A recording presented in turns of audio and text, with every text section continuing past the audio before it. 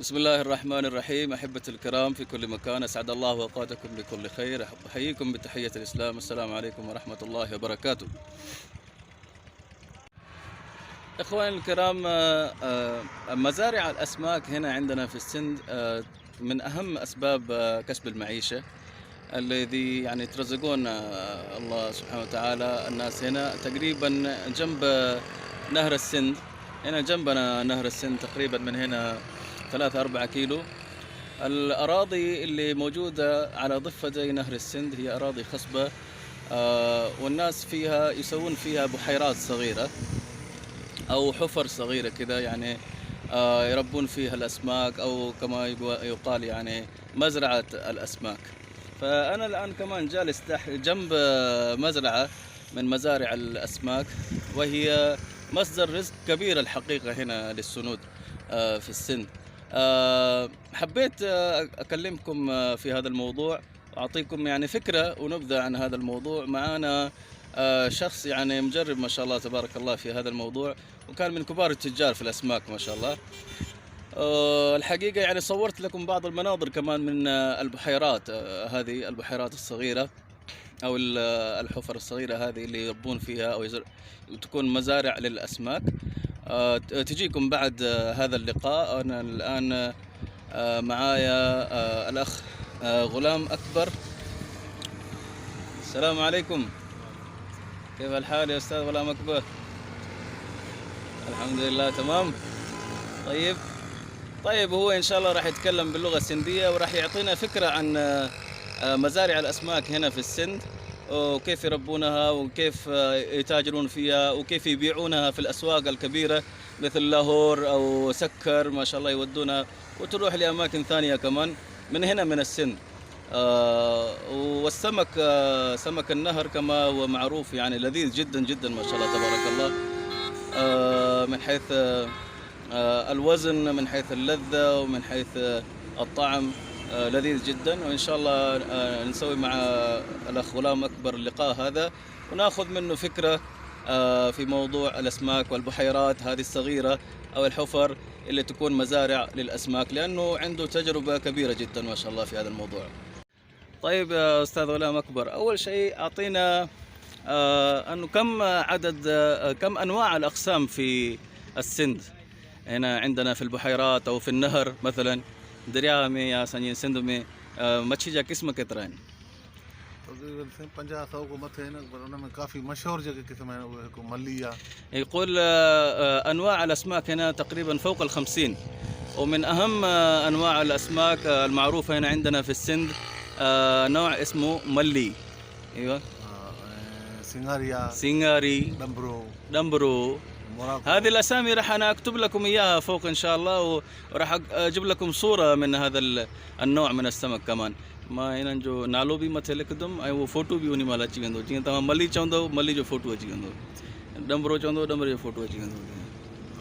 मली, सिंगारी, डंबरो, मोराखो, थेलो ऐं हिकिड़ो बादशाह चवंदा आहिनि, बादशाह उहा सॼी कनाडा एक्सपोर्ट थींदी आहे، कनाडा أمريكا. نوع من الأسماك يروح من هنا من السند إلى كندا وأمريكا كمان، يقول ما شاء الله. अच्छा, दुबई बि वेंदी आहे, يروح دبي كمان. हुते हैदराबाद में हिकिड़ो थींदो आहे जेको आहे पल्लो. हाँ، في نوع اسمه بلو तमामु घटि थी वियो نادر هذا ما شاء الله. دحين يقول نادر मच्छी पलो مच्छي. हाँ पल्लो काफ़ी टेस्टी लजीज لذيذ جدا، وهو يكون في النهر. والنهر على زي ما قلت لكم من هنا تقريبا على 3 أو 4 كيلومترات، 3-4 كيلومتر يتنا पर يوندو دريا أنا. طيب أستاذ غلام أكبر، متى يبدأ موسم الأسماك هذا، ومتى يكون يعني أوقات الذروة متى تكون لهذا؟ شروع कॾहिं थिए थो मौसम हिन जी सीज़न कॾहिं शुरू? अंडे जी हाणे मौसम आहे البيض. अंडो ايوه بيض. دحين موسم البيض دحين عشان يبيض السمك. ايوه बचो ॾी वियो आहे और उन में बचे में ट्रांसफर थी वियो वरी फार्म में, वॾे फार्म में डीप फार्म. ايوه تطلع من البيض الأسماك الصغيرة، وبعدين يحطونها في الموية الكبيرة. ايوه खुराक ॾी हुनखे वधंदो पोइ उन में तक़रीबन يغذونا هناك لمدة 11 महीने दिसंबर केतिरो अरसो हुनखे माना उहो नवंबर दिसंबर खाधो ॾिबो 6 महीना 7 महीना 6 أو 7 أشهر يغذونا هنا في الموية الكبيرة. بعدين يكون ذروة الأسماك يعني موسم الأسماك किलो 1.5 किलो وموسم جو سيزن नवंबर दिसंबर نوفمبر في نوفمبر وديسمبر ويناير.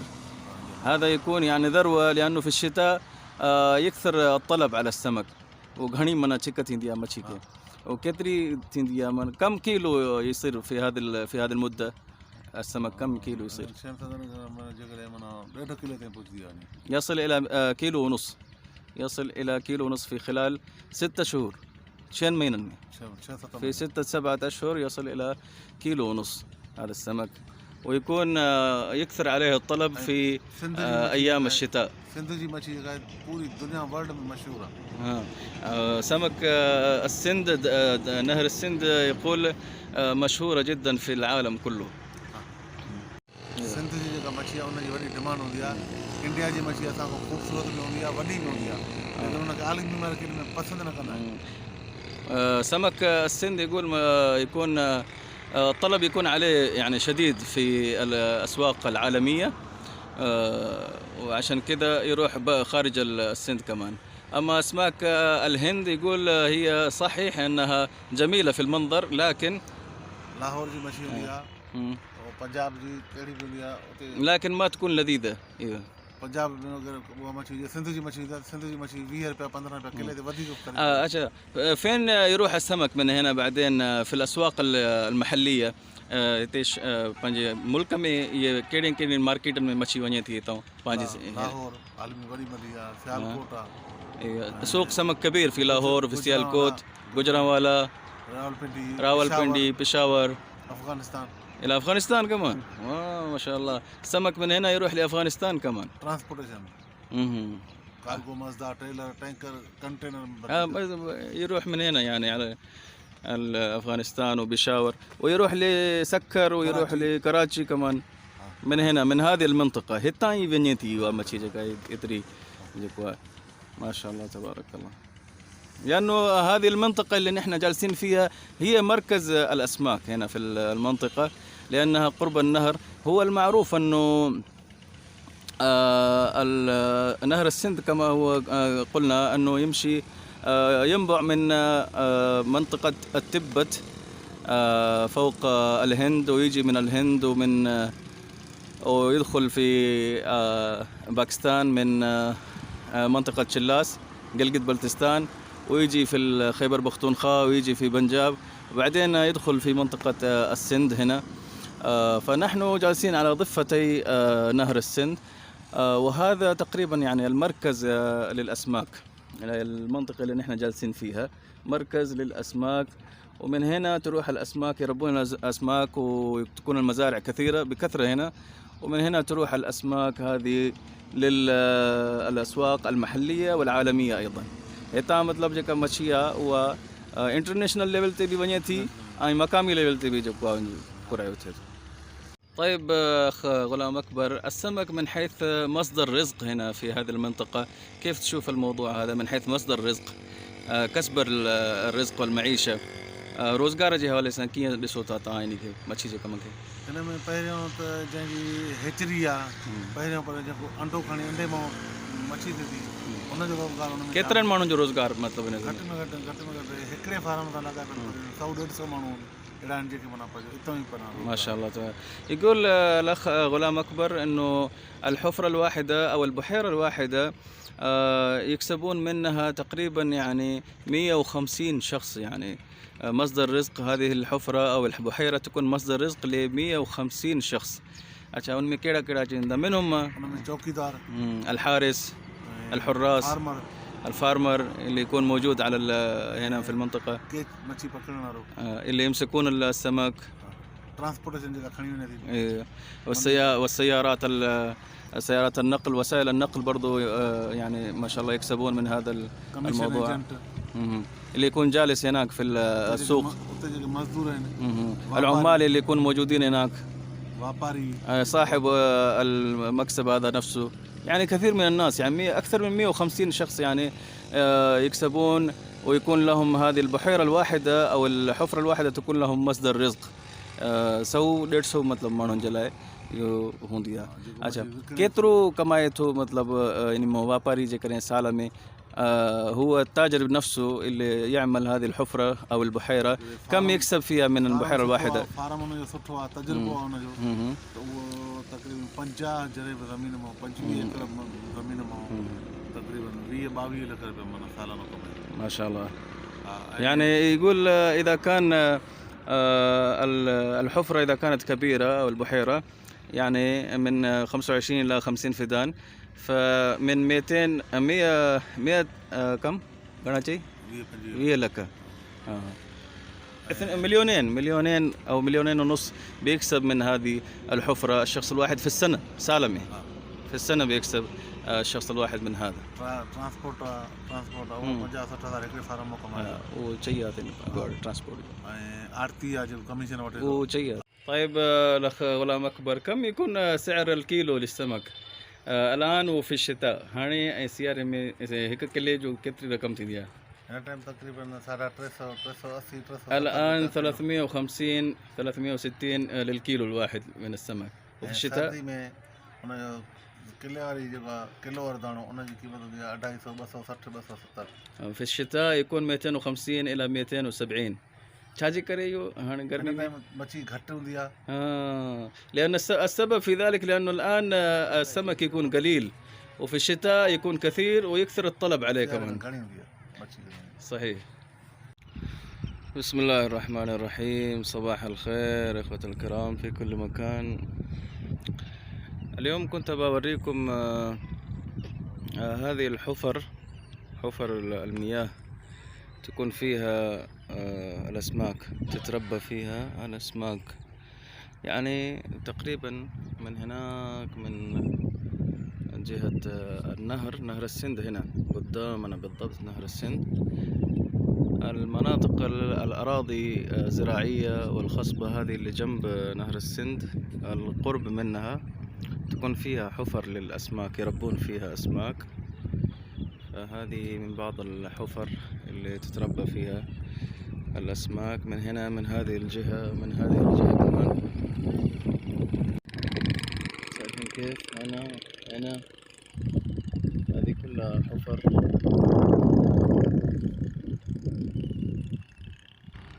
يربون فيها الأسماك في كل مكان، يعني موجودة هذه في جميع أنحاء السند في الأراضي اللي تكون قريبة من نهر السند. نفس الشيء هنا كمان، بس الموية قليلة هنا دحين، ولما يجي الصيف كذا ويكثر الصيف تزداد الموية بعدين إن شاء الله. خلال شهر كذا تشوفوا مليان هنا، في يونيو يوليو يكون مرة مليان من هذه الجهة ومن هذه الجهة، حتى إنه يجي على الطريق كمان بعض الأحيان الموية.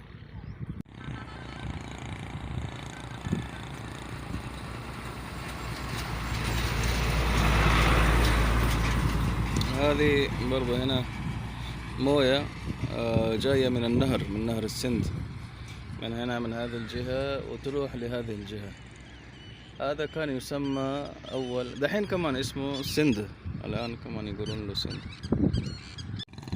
وعلى الروايات القديمة المشهورة عندنا أن النهر السند كان من هنا يمر، كان يعبر من هنا، يعني هذا كان معبر نهر السند أو مجرى نهر السند، هذا هو الأصلي القديم. بعدين النهر غير مجراه وراح هناك، يعني غير المجرى وراح من هناك. أول كان هذا مجرى نهر السند، عشان كذا لين الآن يسمونه سند. مثل باقي الحفر اللي قلت لكم عليها، هذه كمان تتربى فيها الأسماك، من هنا من هذه الجهة ومن هذه الجهة كمان يربون فيها الأسماك.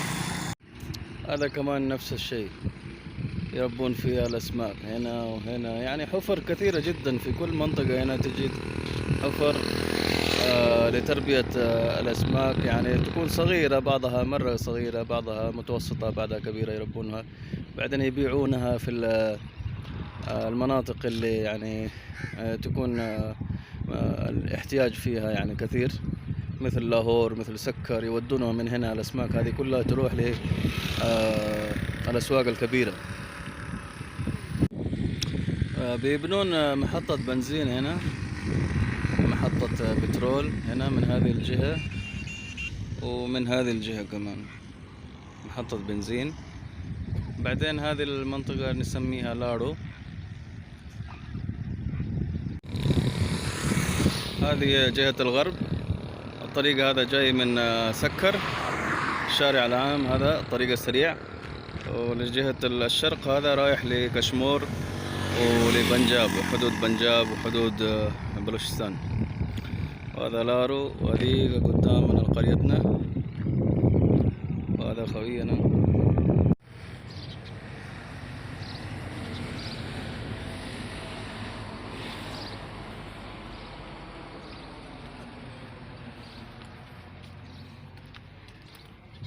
هذا مصلى للصلاة ما شاء الله تبارك الله، سواه ولد خالتي البنشري سلطان، جنب الدكان، جنب المحل، عشان للصلاة ما يتعب، يصلي هنا، يتوضأ من هنا من جنبه كذا ويصلي هنا. ما شاء الله تقام فيه الصلوات. هذه المناطق كمان، الأراضي كمان نفس الشيء، الموية فيها قليلة. بعض الأحيان لما تقل الموية على الأسماك كيف يجيبون الموية؟ شوفوا بهذه الطريقة، شايفين؟ يمكن يبان عندكم، يطلعون الموية من الأرض عن طريق دينامو كبير. ممكن نروح قريب أوريكم إياه.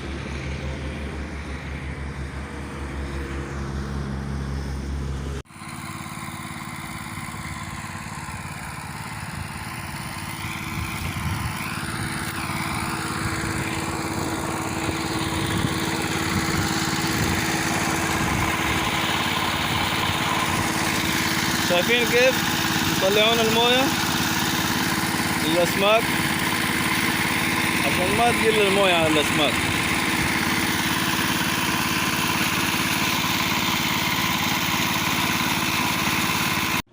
أحبة الكرام، هذا كان الأخ غلام أكبر، ما شاء الله أكبر تاجر معروف في هذه المنطقة، اللي أعطانا معلومات عن حفر الأسماك والمزارع هذه، وعنده ما شاء الله صاحب خبرة كبيرة. نحن برضو موجودين هنا في منطقة اللي شايفين بحيرة، برضو بحيرة أسماك. فنشكر الأخ غلام أكبر، سعيد تماجي مهرباني تعالى تروح قيمتي تايم لنا الذي أعطانا كل هذا الوقت. نشوفكم إن شاء الله في حلقة قادمة. استودعكم الله، والسلام عليكم ورحمة الله وبركاته.